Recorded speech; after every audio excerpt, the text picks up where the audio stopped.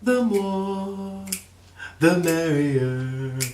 Welcome to ESL Trailblazer, guys. I'm Nandis, and this is episode 13, the lesson change. The change lesson. Yes, the more the merrier. That's an idiom for today. It means the more people that come to the party, the merrier it will be. That means the happier, the funner it will be, okay? So the more people we can get to watch these videos and to comment and to contribute to the language revolution that ESL Trailblazer is all about, the merrier it will be for all of us, okay? The more, the merrier. That's it for the idiom. Let's move on to change. I love this word. I love teaching a lesson about change to my students, especially in the business classes, okay? Because now that it's January, we did motivation, we did decisions, now it's time to implement those changes. That's right, implement changes. That's the verb that goes with it, implement. We can carry out some changes, we can implement them, we can facilitate them. For those who don't know what that means, when we facilitate changes, it means that we help make the changes take effect, okay? We don't just tell people, here are the changes, good luck. No, we facilitate by saying, here are the changes, and if you need help, ask me, and I'm more than willing to assist you in any way I can so that you can adapt to these changes. That's another word, okay? Connected with change. When we adapt to our environment or adjust, we are changing because of that environment we're in, okay? So adapting would be if we move to a new neighborhood or we move to a new job. We're gonna have to adapt because the new job means new coworkers, new office, everything is new. More likely than not, we're gonna have to adapt to this. In a new neighborhood, in a new country, in a new city, if we're moving there, we're definitely gonna have to adapt and make adjustments because of all those changes in our environment. I think they're obvious. I don't have to give specific examples, okay? Whether it's public transport, our commute, very good word, commute, that's the traveling that we're doing from home to work, okay? And generally the stores, the people that live around us, the neighborhood, and of course the location of where our office or our work is. Adapt, adjust. Remember, adjust also has another meaning that's quite common. We adjust the volume on our speakers, on our television, okay? We adjust the temperature on the water, okay? Or the heating we adjust, okay? All right, we might have to adjust our watch if it's a little bit behind on the time, all right? So, very good words, also connected with changes. Moving on, change is great for another reason. It collocates with a lot of lovely words. For instance, radical, wholesale, major, and one of my favorites, sweeping changes. Okay? When we use any of those collocations, all of them basically mean big changes. Okay? Sweeping, radical, major, wholesale. Okay? The only difference might be in what context you're using them. And they will be neutral unless the context you use them in, make it clear that these sweeping changes are not welcomed. They're not pleasant. You're not looking forward to them, okay? But if you use them in a context where you're happy about it, then it will show, because you'll say, oh, they're implementing a sweeping changes at work, but we're all really excited about it. Clear that it's positive, okay? If you want to use positive collocations with change, I have two for you. Welcoming change, refreshing change. Awesome. Refreshing change.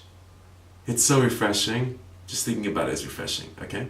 Refreshing change. So again, maybe you have a new teammate at work or a new coworker that's very pleasant to work with. This is a refreshing change, maybe because the previous person wasn't, okay? Welcoming change might be in the weather. Winter was harsh and long, dark, gray, cold. Now it's sunny. You can go outside for a walk. You can be outside, do maybe some physical activity. That's a welcoming change, okay?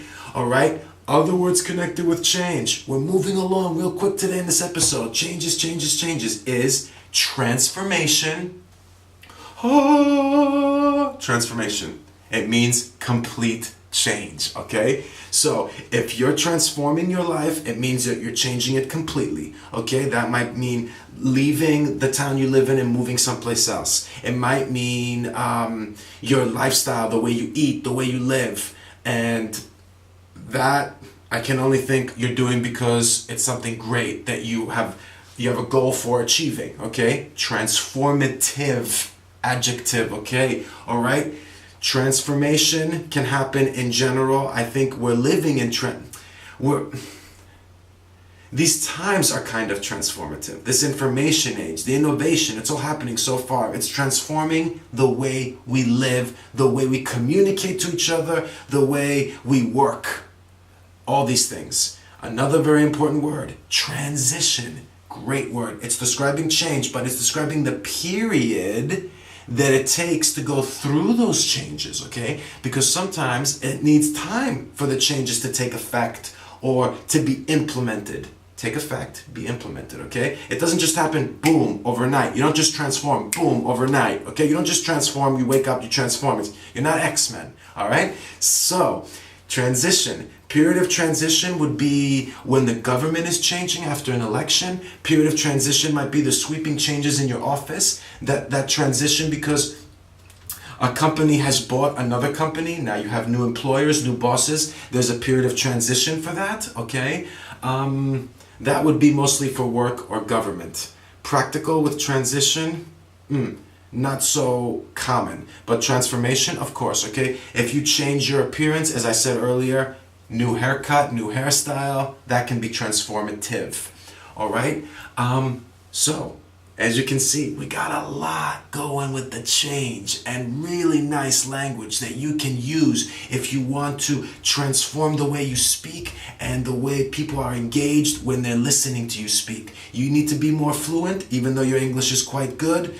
You can implement some change in your language, and the words that you choose to use are the key to that, okay? It will be very refreshing when people hear you talk and you use all those words that I've mentioned in previous episodes and the ones I've used today. We need to use the less common and the words that are going to make us sound more fluent.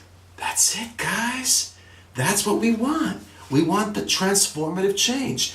Build momentum. It's human nature. We don't like changes. We like staying in our comfort zone. But if we can just get out of our comfort zone and build that momentum, make something happen, that change is going to get so big, it's going to explode. And I'm talking about in a good way, of course. And then you're going to feel like a new person. It's going to be transformative, okay? So thank you for watching the episode. That was episode 13. I'm trying to keep it tight. With spring, you know? If you like it, share it. Let's build this community. The more the merrier, all right? Subscribe, send a comment, give me feedback on the Facebook page, okay? Or in the comment section in YouTube. Remember, all the language is in the description box. Guys, I hope you've enjoyed this episode. I look forward to hearing back from you. Till next week, have a good one. Make change happen. Build that momentum. I'm Nandis. I'll see you guys later.